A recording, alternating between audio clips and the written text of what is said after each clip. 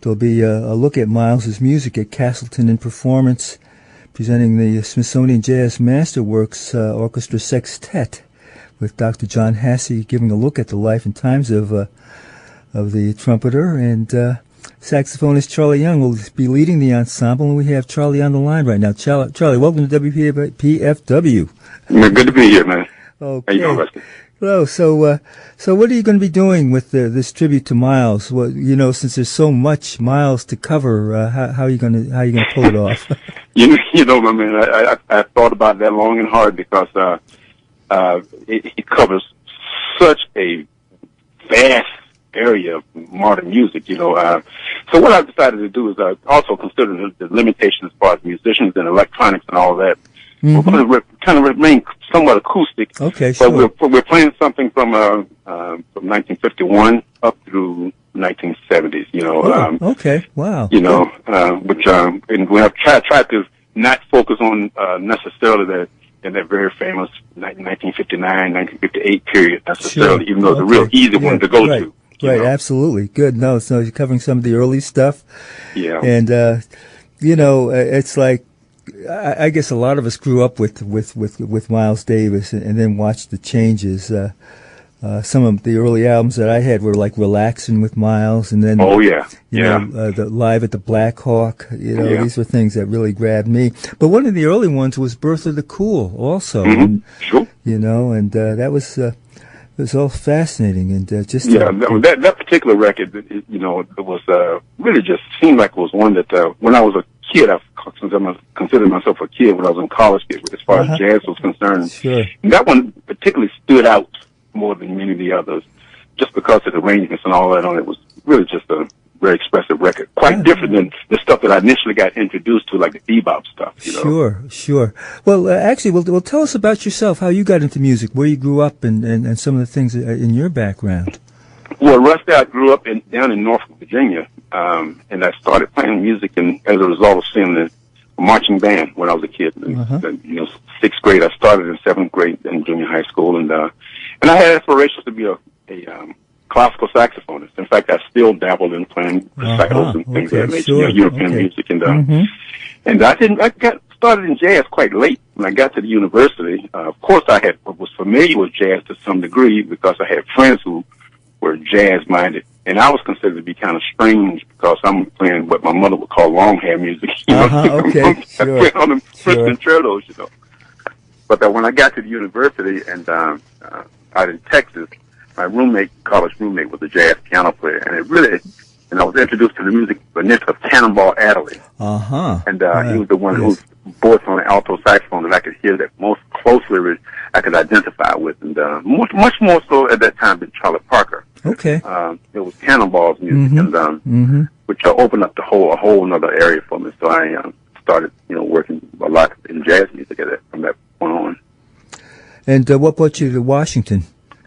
I had a brand new baby, and now she's 37. Okay. We'll be 37 now. Wow. But I'm finishing the university and needing a job, no health insurance, and the Navy band has a fantastic ensemble over there called the Commodores, and I was familiar with them as a result of seeing them in Norfolk at the School of Music down there, and they had a vacancy, man, and I came out and auditioned and got the job, and I was very, very blessed and grateful to have gotten such a wonderful opportunity. Well, that's incredible. The service bands have really been a real asset to this community here in the Washington area, and the musicians, that come through it are just marvelous because it's some of the best in the world. Absolutely. Really, so, how many years did you put in with the? I was in the service just for a couple of years. I got ill and I had to get out. Okay. But I of course remained, and by that time that was in 1981, 82, in that area. And by the time I got out of the service, because of illness, I was connected and seen in Washington D.C. to some degree, and it's amazing things. One thing just after another kind of opened up for me, and I've been just amazed at how the career has developed and along different lines than I dreamed it, but nevertheless a very nice path, You've been doing some educational stuff also. Tell us a little bit about that. Yeah, that's, interesting that I wound up being a professor in the university and that I've fallen in love with teaching. It was the one thing that I knew I would never do, because I was a kid who never really liked school. Okay, But I through the request of Fred Irby at Howard, he had asked me. I had met him at the Kennedy Center doing a show over there in the 1980s. He had asked me if I was interested in coming to Howard, and I actually said no. But he asked me a couple times, maybe a year later, and I somewhat reluctantly agreed. Because it would be nice to have a regular little salary, though it wasn't very much money. It was something regular. And once I got into it and got acclimated to it, it's amazing how much I enjoy. I mean, students are, I've learned so much more from them than they can ever learn from me. Oh, I tell you, I've been doing jazz history courses at different universities over the last 35 years, and I just really enjoy interaction. The interaction with the students, playing stuff, and then getting their reaction from it, Yeah. Yes, it really is. And their take on music, I mean, it really has educated me to help me to realize and accept and own the realization that music is constantly evolving. People think jazz isn't, but it is. I mean, it should evolve. Absolutely. And it's the young people who are the key to opening those doors. Absolutely. Tell us about the Smithsonian Jazz Masterworks, the orchestra and the sextet. What's been happening with that? Well, of course, just a brief history about the orchestra itself. It was founded back through the great efforts of John Conyers and back in 1990-91 through a congressional appropriation to it's basically a living exhibit. Unlike dinosaur bones, you can go in there and get some sense about what a dinosaur may have looked like, or in the whole family, you get some sense. But when you look at sheet music, which the museum collects as well as as many other artifacts, sheet music doesn't really do very much for you. So the orchestra was established for the purpose of going into the archives and creating historically significant and relevant performances. Recreation sometimes. It's a repertoire orchestra. Oh, absolutely. Yeah, I remember. David Baker and. You're talking about the icons of all icons. That's right. In his field, I've had the great privilege to work under him, for so many years, and it's a little daunting, in fact, to be put in a position where offered the opportunity to, not wear his shoes, because no one can. I wear my own shoes. No, you wear your own, but sure. Absolutely, no. The legacy that he's left and that he's created is, it'll be a long time. No. So, what are some of the other things you have besides this show coming up Sunday at Castleton? Well, we have, as far as the Smithsonian is concerned, we have a program in the first part of December that is dealing with spirituality and jazz. Okay. Spiritual influences, not necessarily religious influence, but the spiritual influences in jazz. And I looked at the music of different composers who decidedly were affected by some spiritual connection, and they wrote music, dedicated to that. Of course, we can easily go to the music of Duke Ellington, but Mary Lou Williams, absolutely. Dave Brubeck. So there's quite a bit of music out there that makes the reference. Oh, yes, boy. Mary Lou Williams, I had the opportunity to meet her. I have a letter at home with her record zoning. She's always so spiritual and so connected, and always trying to connect people to the music and educate folks about it. Right, yes. right.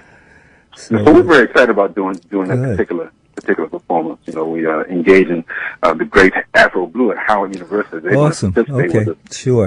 They're doing an amazing job. Awesome. Okay, that. And then when is that coming up? I think the date is the 9th of December. Okay. 9th of December. Okay. Now, who's working with the ensemble that you have on Sunday with this tribute to Miles Davis? On Sunday, it'll be Tom Williams will be doing Miles' part. Okay. Tom Williams. Tom's way, Yes. And Tony Knopfler will be at the piano. Okay. James King at the bass. Oh, yes. Okay. Scott Silbert playing tenor saxophone for us. Okay. Good. Right? Good. Ken Kimmery. Right, playing the drums. Right. Mainstay part of that. And I see you got John Hasse doing some commentary about Miles. So absolutely.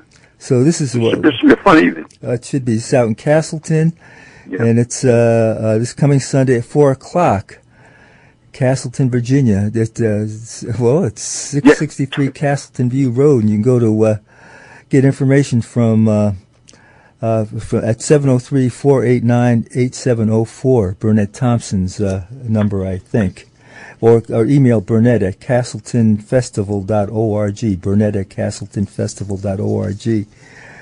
Well, this is really great talking with you, Charlie. I'm really excited, man.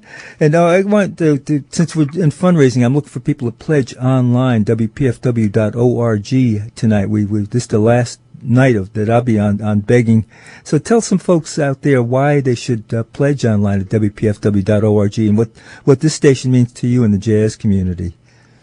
Well, interestingly, I think that so many stations that, and not just stations, but venues as far as supporting this sort of amazingly powerful music, so many things are disappearing, and we don't get very much in the way of subtle support and supporting jazz, and it is music that is, by its nature, is going to be here, and without stations like WPFW and without our own individual, sending our monies in, to keep the lights on and keep people in the booth, it costs money to get the sounds to you, and that's the thing, and we're all volunteers, all of the announcers here, we come in and bring our recordings in, and it all has to do with our love of community and our love of the music, This is really,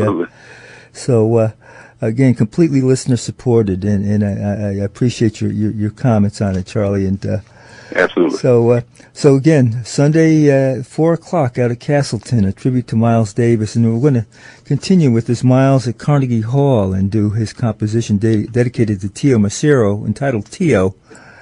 And this features the quintet with Hank Mobley, Wynton Kelly, Paul Chambers, and Jimmy Cobb.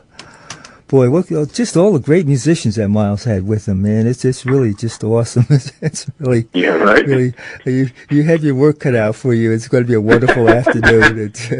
Looking forward to it. Appreciate it, no doubt. Thanks again for calling in tonight, Charlie. Absolutely.